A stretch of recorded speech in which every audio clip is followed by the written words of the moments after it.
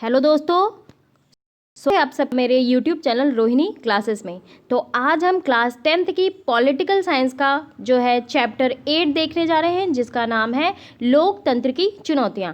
इसके पहले हम 2 पार्ट देख चुके हैं और इन 2 पार्टों में हमने चुनौतियों का चिंतन किया था। ठीक है, अलग अलग संदर्भ में अलग अलग चुनौतियों को देखा था। हमने जो है अलग अलग तरीके की चुनौतियां देखी थी और क्या क्या चुनौतियां हैं हमारे देश में लोकतंत्र में, ये सारी चीज़ों का हमने स्टडी किया था। और आज हम बात करेंगे ना किस प्रकार राजनीतिक सुधारों पे विचार किया जाए। ठीक है, इसके बारे में आज हम स्टडी करेंगे और राजनीति को सुधारने के बारे में हम स्टडी करेंगे। तो चलिए बिना किसी देरी के स्टार्ट करते हैं। तो देखिए, अब बात करेंगे राजनीति को सुधारना। देखिए क्या है ना कि अगर हमारे राजनीतिक दल और विधानमंडल में अच्छे चरित्र की वापसी हो गई ना, तो जानते हैं क्या होगा। तो नौकरशाही और न्यायपालिका को सुधारना कुछ ही हफ्तों या फिर कह लीजिए कि कुछ ही महीनों की बात रह जाएगी।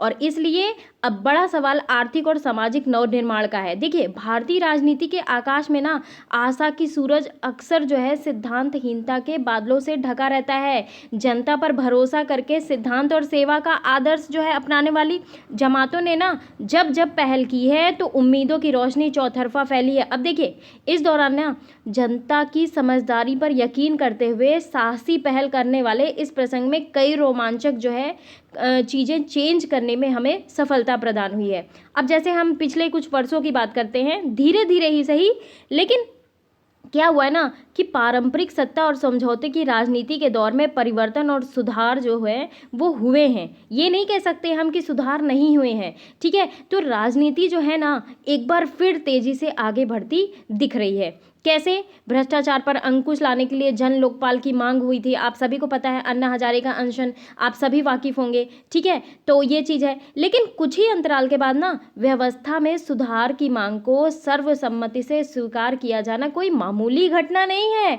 बहुत बड़ा आंदोलन करना पड़ता है। अब देखिए, इसी कड़ी में देश की राजधानी अगर मैं दिल्ली की बात करूं तो दिल्ली के मतदाताओं द्वारा ना सर्वगुण संपन्न स्थापित राजनीतिक विकल्पों को ठुकराते हुए विधानसभा चुनाव में ना झाड़ू, आप सभी को पता है कि अरविंद केजरीवाल इस समय वहां के मुख्यमंत्री हैं, तो झाड़ू चुनाव चिन्ह के साथ ना वैकल्पिक राजनीति का खाका पेश करने वाली आम आदमी पार्टी को समर्थन देना जो है ना वो राजनीति के इस मोड़ का अद्भुत और अविश्वसनीय सच जैसा लगता है। अब देखिए, जैसे कि कैसे पहले जो था बीजेपी, कांग्रेस, इन सब का रुतबा था, लेकिन दिल्ली में सरकार बनाना आम आदमी पार्टी का ये एक इतिहास ही जैसा है। ठीक है, तो ये चीज़ है। अब देखिए, अगर हम इसके समानांतर बात करें तो पूरी राजनीति जो है ना इसको अपनी जिम्मेदारी मानकर, अब देखिए मोबाइल फ़ोन हो गया, चाहे इंटरनेट हो गया, चाहे सोशल मीडिया होगा, इनके जरिए ना हस्तक्षेप करने की हिम्मत दिखाने वाली पीढ़ी का देश जो है ना हर प्रदेश में उभरना जो है भविष्य के बेहतर होने का संकेत है।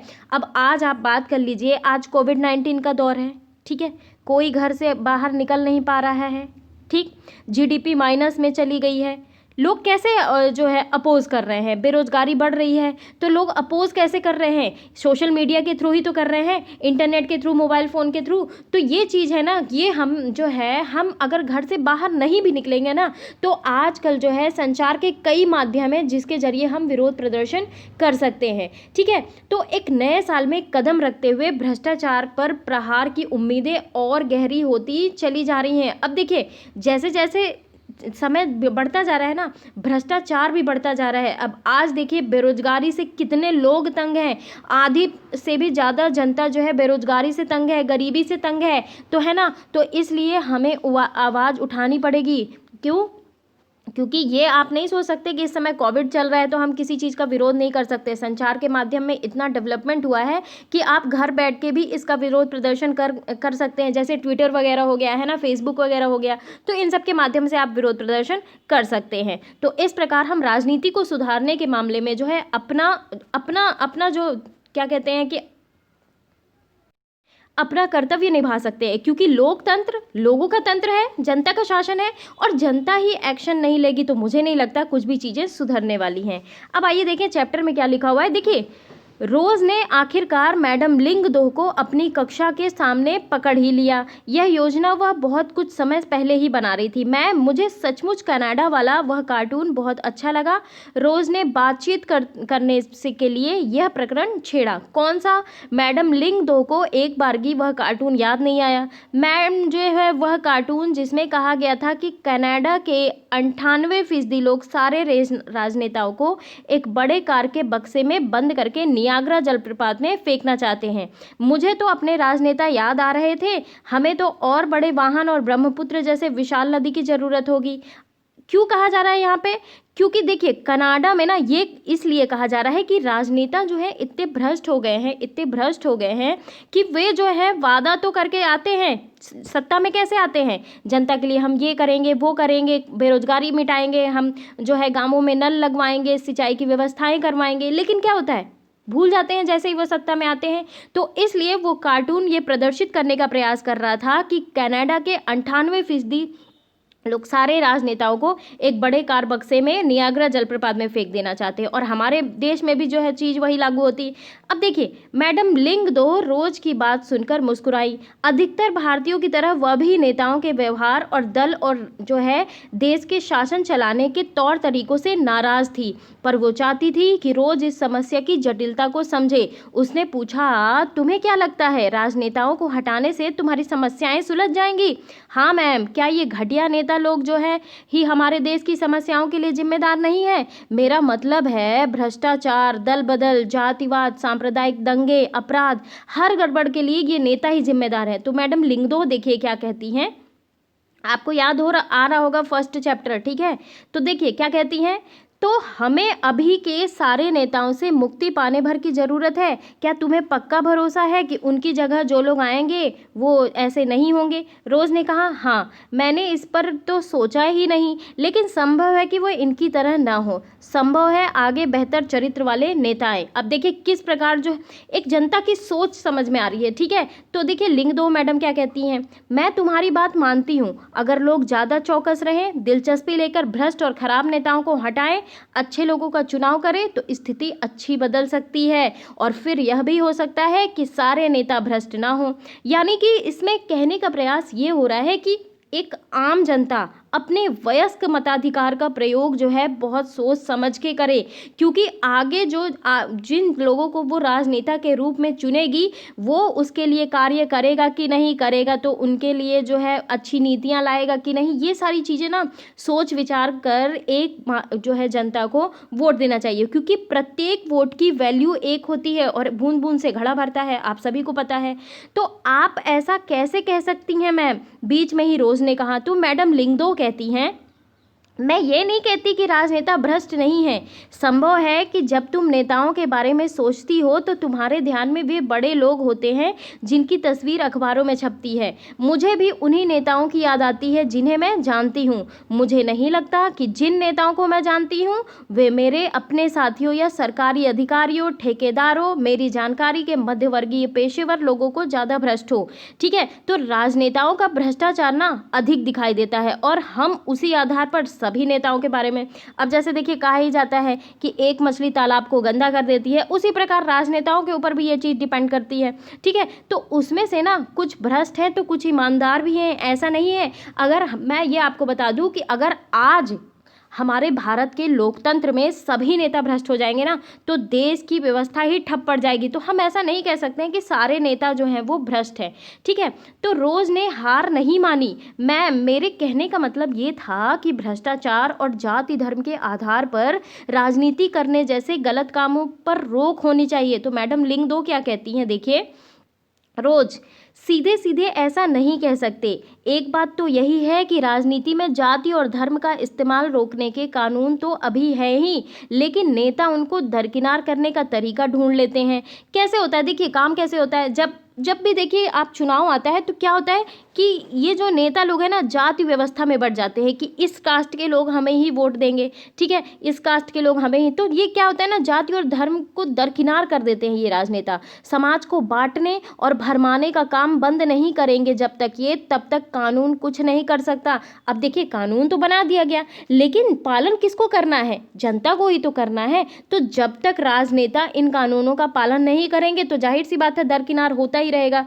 तो तब तक ना लोग और नेता जाति धर्म की सीमाओं से ऊपर नहीं उठेंगे और तब तक वास्तविक लोकतंत्र नहीं आएगा। अच्छा, अगर मैं आपको बात करूँ, आप एक बात पे और गौर कीजिए, हमने पिछले वीडियो में देखा था कि आज हमारी चुनाव व्यवस्था को सुधारने का ना जुबानी जमा खर्च बंद हो गया है। क्यों? क्योंकि राजनीति के मैदान से जो है बाहर की गई पीढ़ी और जमातों ने अपने तरीके से जनता केंद्रित नया चुनाव पैदा कर दिया है। अब देखिए इसमें साफ घोषणा पत्र, साफ चंदा, साफ उम्मीदवार, साफ चुनाव प्रचार के 4 स्तंभों का नया संसदीय तंत्र रचा जा रहा है। अब क्या है ना, इससे हमारे राजनीतिक दलों पर ना अपना पारंपरिक चरित्र और चेहरा बदलने का एक नया दबाव बन गया है। क्या होता है कि जब भी चुनाव होने वाले होते हैं, अब देखिए अब 2022 में चुनाव है तो क्या होने वाला है, कई सारी वैकेंसीज आने वाली रहेंगी, किसानों के लिए कई योजनाएं आने वाली रहेंगी, तो क्या हो उनके ऊपर एक नया दबाव सा बन गया अपना चेहरा बदलने का। ठीक है, तो आज ना ज़्यादातर जो भी राजनीतिक दल हैं वो आम कार्यकर्ताओं की सुनवाई, अच्छे जनसेवकों को उम्मीदवार बनाने की होड़ जो है उनकी शुरू हो गई है। अब देखिए जाहिर है ना कि अगर राजनीतिक दल द्वारा चरित्रवान लोग ही उम्मीदवार बनाए जाएंगे तो राजनीति का अपराधीकरण और समूची विधायिका का जो है अवमूल्यन यानी कि कम हो जाएगा, उसमें जो भ्रष्टाचार है। तो ये चीज़ है। अब देखिए देखिए क्या है ना, अर्थव्यवस्था, राजनीतिक दल, लोकतंत्र, ये तीनों चीज़ें एक दूसरे से कोरिलेटेड है। कैसे? आज हमारी अर्थव्यवस्था में सर्वोच्च स्तर पर भ्रष्टाचार की पकड़ जो है, पकड़ का सबूत क्या है? जिलाधिकारी से लेके प्रधानमंत्री कार्यालय तक फैला हुआ भ्रष्टाचार। अब देखिए बीच के जो भी बिचौलिए होते हैं, क्या वो योजनाओं को इम्प्लीमेंट होने देते हैं? क्या जितना पैसा गवर्नमेंट द्वारा पास होता है वो सारी जो है इम्प्लीमेंटेशन जनता की योजनाओं में कार्य होती है? नहीं होती। अब देखिए बिजली पानी जैसे बुनियादी सहूलियतों की व्यवस्था में भी घोटाले पे घोटाले सामने आ रहे हैं। अगर हम बात करें राजधानी दिल्ली की, तो दिल्ली तक में जो है पानी माफिया, बिजली माफिया, जमीन माफिया को बचाने की ना जिम्मेदारी जो है बड़े राजनीतिक दलों ने उठा रखी है। तो कुछ राज्यों में ना सरकारों, स्थानीय नगर पालिकाओं, गांव पंचायतों की कितनी दुर्दशा हो चुकी है। अगर मैं आपको सबसे छोटे लेवल पे बताना चाहूँ, गांव के लेवल पे, गांव के प्रधान, गांव के लिए बहुत सारी नीतियों के लिए बहुत सारे पैसे पास होते हैं, हैंडपंप लगाने के लिए, ठीक है, सिंचाई व्यवस्था करवाने के लिए, रोड व्यवस्था बनवाने के लिए। रोड व्यवस्था क्या कि जो गांव की जो कच्ची सड़कें हैं उनको प्रॉपर मेंटेनेंस के लिए। लेकिन क्या करते हैं प्रधान 5 वर्ष के लिए बने प्रधान, और जो है पैसा पास होता है वो उनकी जेब में जाता है, गांव के लिए वो कुछ नहीं कर पाते। तो ये चीज़ है। अब ये है कि हम अगर अगले 5 वर्ष में अगले प्रधान को अगर चुनने की भी कोशिश करें तो ये गारंटी नहीं रहती है कि अगला प्रधान जो बनेगा वो भी कार्य करेगा। तो जनता को अपने समझ अनुसार, अपनी सूझबूझ के अनुसार अपने वोट का इस्तेमाल करना होगा और जनता को ये बताना होगा राजनीतिक दलों को कि अगर आपने हमारे लिए अच्छी व्यवस्था, अच्छी नीतियाँ, अच्छी योजनाएं नहीं लाई तो हम आपको जड़ से उखाड़ फेंकेंगे, क्योंकि हमारे देश में जनता का शासन है, लोकतंत्र का शासन है।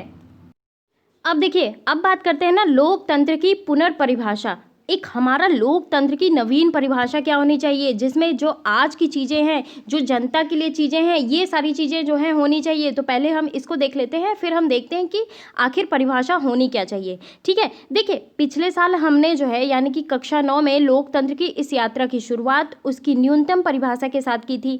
तो क्या आपको वो परिभाषा याद है? ठीक है, तो पिछले साल की आपकी पाठ्य पुस्तक के अध्याय 2 में दी गई परिभाषा कुछ इस प्रकार थी। देखिए, लोकतंत्र शासन वह स्वरूप है जिसमें लोग अपने शासकों का चुनाव खुद करते हैं। और इसके बाद हमने अनेक मामलों पर गौर किया था, परिभाषा में कुछ चीजें जोड़ी गई। अब देखिए क्या क्या जोड़ी गई। पहली चीज, लोगों द्वारा चुने गए शासक ही सारे प्रमुख फैसले लें। चुनाव में लोगों को वर्तमान शासकों के बदलने पर और अपनी पसंद जाहिर करने की पर्याप्त अवसर और विकल्प मिलना चाहिए। ठीक है, तो ये विकल्प और अवसर जो है वो हर किसी को बराबरी में उपलब्ध होने चाहिए। अगली बात क्या कही गई है, विकल्प चुनने के, यानी कि विकल्प चुनने में कैसे, जैसे आप वोट देने जाते हो, जो वोट देने गए होंगे एक आध बार उनको जरूर पता होगा, आप वोट देने जाते हो तो विभिन्न प्रकार के जो है राजनीतिक दलों के प्रतीक दिखते होंगे, राजनीतिक दल का आगे नाम लिखा रहता है ना। तो हमारे पास कई ऑप्शंस है, हम किसी को भी चुन सकते हो, और अगर हमें कोई नहीं पसंद आ रहा है तो हम नोटा चुनेंगे, यानी कि हमें कोई पसंद नहीं है। ठीक है, तो ये चीज़ है। तो ऐसी सरकार का गठन होना चाहिए जो संविधान के बुनियादी नियमों का, जैसे हमारे जो मूल अधिकार हैं, हमारे राज्य के नीति निर्देशक तत्व हैं, ठीक है, तो ये सारे जो अधिकार है ना, संविधान के बुनियादी नियम जो हैं, नागरिकों के अधिकारों को मानते हुए काम करें। अब देखिए क्या है ना कि शायद आपको निराशा हुई हो कि इस परिभाषा में उन ऊंचे आदर्शों की चर्चा कहीं भी नहीं है जिनको हम लोकतंत्र के साथ जोड़कर देखते हैं। हमने लोकतंत्र के कुछ आदर्शों की चर्चा जरूर की थी, पर व्यवहारिक हिसाब से ना हमने लोकतंत्र की न्यूनतम लेकिन स्पष्ट परिभाषा की बात शुरू की थी।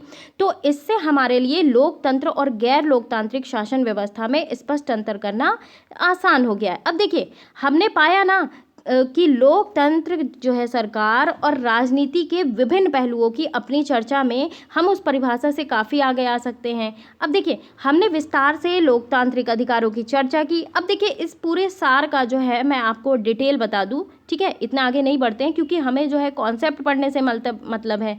देखिए लोकतंत्र की जो नवीन परिभाषा है ना, उसमें विभिन्न बातें सम्मिलित की गई हैं। सबसे पहली, जनता द्वारा चुने गए शासक ही सारे प्रमुख फैसले ले। ठीक।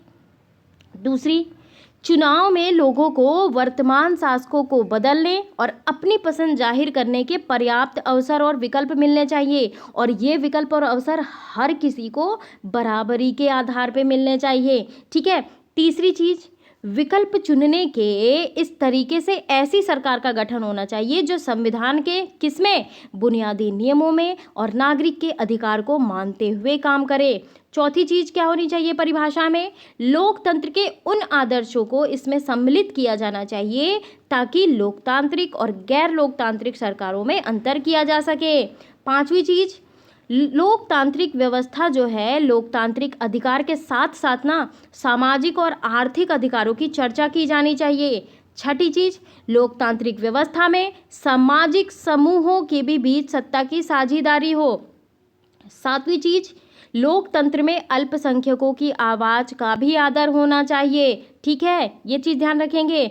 आठवीं चीज, हर प्रकार के भेदभाव को नष्ट करना चाहिए। और नौवीं चीज, लोकतांत्रिक व्यवस्था में हमें कुछ ना कुछ परिणाम जो है अवश्य प्राप्त करने के लिए प्रयास करना चाहिए। तो ये जो है लोकतंत्र की नवीन परिभाषा के रूप में, यानी कि पुनर्परिभाषा के रूप में होनी चाहिए। तो चलिए यहीं समाप्त होता है ये वीडियो, और कैसा लगा मेरा ये वीडियो ज़रूर आप मुझे कमेंट बॉक्स में बताएं। आज समाप्त होती है क्लास 10th की पॉलिटिकल साइंस, इसके पश्चात हम 11th क्लास की पॉलिटिकल साइंस स्टार्ट करेंगे। तो गाइज़ आप अगर नहीं पढ़े हो पूरी वीडियोस ध्यान से पढ़ लो। गाइज़ देखिए पॉलिटिकल साइंस की मेरी वीडियो हमेशा जो है सुबह के 10 बजे आ जाया करेगी। आप प्लीज़ चैनल पे विजिट करके ज़रूर देख लिया करिए, और अगर आप बेल आइकन प्रेस कर लोगे तो आपको नोटिफिकेशन भी प्राप्त हो जाएगी। तो चलिए यहीं अपनी वाणी को समाप्त करती हूँ। गाइज़ मैं आपसे हमेशा सिर्फ एक बात बोलती हूँ कि आप शेयर कर दिया करो वीडियो, तो शेयर ज़रूर कर दिया करो क्योंकि आपका एक एक शेयर ना मेरे लिए बहुत वैल्यूएबल है। ठीक है, और कमेंट भी कर दिया करो ताकि मैम को थोड़ा अच्छा भी लग जाया करिए। चलिए ठीक है, फिर मिलते हैं 11th क्लास की पॉलिटिकल साइंस में।